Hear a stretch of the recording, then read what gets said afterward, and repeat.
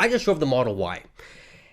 And although I did like it and I did give it an 8 out of 10, here are a few things that I don't like about the Model Y. And again, I don't want to, make a big controversy out of it. I don't want to upset anybody. Again, I'm all in on Tesla stock, got the mug, got the t-shirt. You guys can get it over here as well. But there were some things that I didn't like about the car. And, I gotta talk about it. So hopefully a Tesla employee or Tesla can see this themselves so they can improve on it. If you guys are ready, let's get down to the video. If you guys haven't watched that video, what I liked about it, check it out over here. But other than that, man, let's get down to it. Smash that like button and subscribe if you haven't already.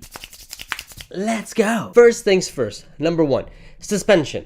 When I was getting to the Model Y, I was under the impression that this car is going to have one of the best suspensions in the world because I have driven the S, and that suspension was probably the best suspension I have ever sat in. But then when I drove the Model Y, going through cracks, going through bumps, and going through potholes, I realized that the Model Y doesn't have the best suspension. At some points, I was comparing it to my Mitsubishi, and I'm just like, I think my Mitsubishi has better suspension than my Model Y because, man, going on potholes, going on flipping potholes, it was painful. The Model S was not like this. The Model S was definitely not like this.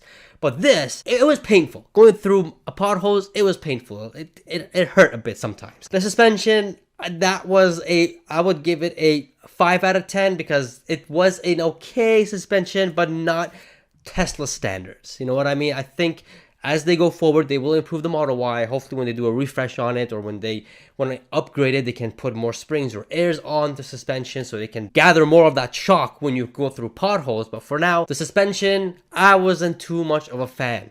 I mean, come on, Tesla. You guys can do better than that. Second thing, when I received this car, I didn't know I was going to get a portable charger. And this was a big plus. It was awesome. This was awesome. I never thought I was going to get a portable charger. And I never even knew this thing they even had such thing. So shout out to Leo. By the way, if you guys want to rent out his vehicle, link in the bio, in the description. It is a car to rent out. Again, I'm giving this car 8 out of 10, but this is a video that I don't like about it. If you guys haven't watched the videos that I do like about it, I recommend you guys watch after this video. I think you guys should know the cons and pros of this car, although the pros are a whole lot more than the cons, but I think the cons are, need to know on a basis. But the charging at home was only 7 kilometers per hour. I mean, not as much as, you would think home charging or supercharging is, but it was 7 kilometers per hour. It did help. I still ended up going to superchargers to charge. Nonetheless, charging at home, having this device, this tool to do it did help me save quite a bit of money, but still 7 kilometers per hour. I mean, they could increase that to maybe at least 15 to 20 kilometers per hour, but hopefully as we go forward, Tesla will do that. Number 3, the rear window. Man, it was so small. I didn't realize, this thing had a massive window. It has a big glass. But then when I sat at it and looked at my rear window, I'm just like, that is not as big as I would like it to be. Again, my Mitsubishi has a much better visibility in the rear. But nonetheless, this is a Tesla. It has 6 cameras around. You're aware all the time you go. So I think Tesla's like, you know what? It's not that necessary to make the rear window bigger since we have all these tools to know where you are on the road. And if that's the case, then I totally understand. But nonetheless, when I kept looking in the rear window, rear view mirror, it was a bit small. I just didn't like that. Number 4, superchargers. Now, this was my first time going to a supercharger and charging there. First time doing it. I was told that it takes 15 minutes to go from 0 to 100%. But that took, I was at 338 kilometers and I was charging. It says 10 minutes to go to 500. I'm like, but I thought 0 to 100 was 15 minutes. So if it was 0 to 100% or 0 kilometers to 500 kilometers, that's going to take a flipping hour. That's just insane. An hour to go from 0 to 100 or 0 to 5 to fuel up, to charge up. If that's the case, an ICE vehicle or a gas vehicle takes 5 minutes to go from 0 to 100. But that was a bit shocking to me because I was told 15 minutes, not 1 hour. So hopefully the next generation, the next vehicles that come in, the next chargers come in, they can maybe half that, make it superchargers. Because really, if it's going to take an hour to go from 0 to 100%, that's a lot of time. Yeah, it's by the mall. I can go and do shopping, but maybe I don't want to do shopping. Maybe I just need to get things done. Maybe I just want to go home and I'm tired and it's 1 a.m., and maybe I want to continue driving. have to spend 1 hour to charge. Yeah, this I did not like about it. I ended up waiting like 10 to 15 minutes to charge from 338 to almost 5, not even 500, like 480, 490 kilometers.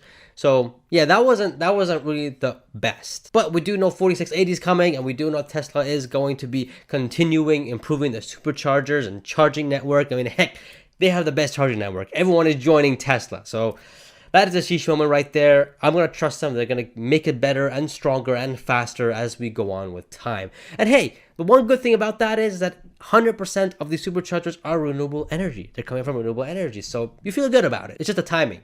It takes a lot of time. Number 5, when I took delivery of this vehicle, I was given a card, which was a bit strange because I didn't think, a card? I thought, putting it on your app would be much easier.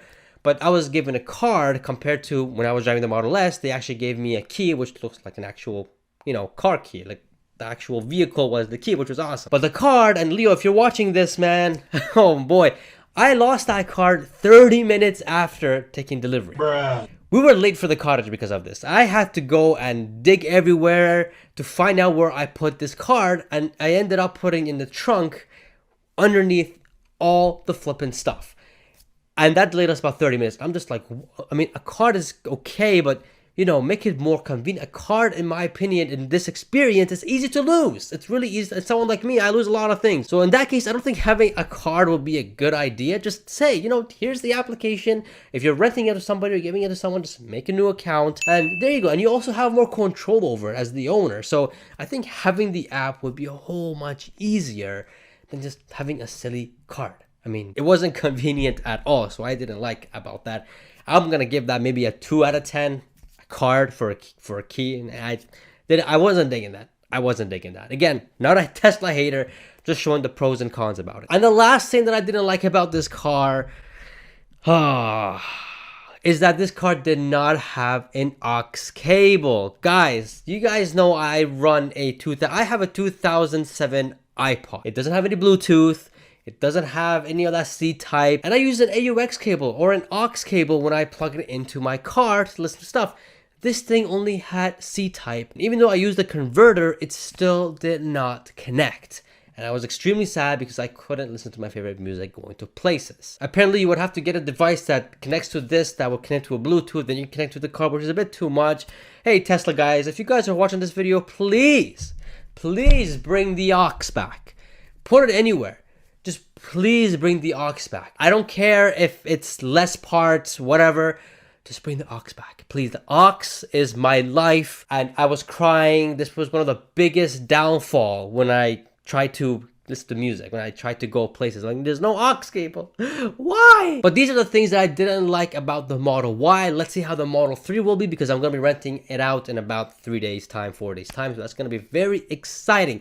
Now, in this video, it was all about the cons about the Model Y, which wasn't much, minor things, except the suspension. That needs to be, fixed and improved. But the pros outweigh the cons by a lot. Check out the video here. You won't be disappointed. You'll understand what I think is cool about this car, and it's worth checking out. Get your About the Dip merch, man. You guys already know I'm rocking that right now. And subscribe for more, and I shall see you guys in the next video. See ya.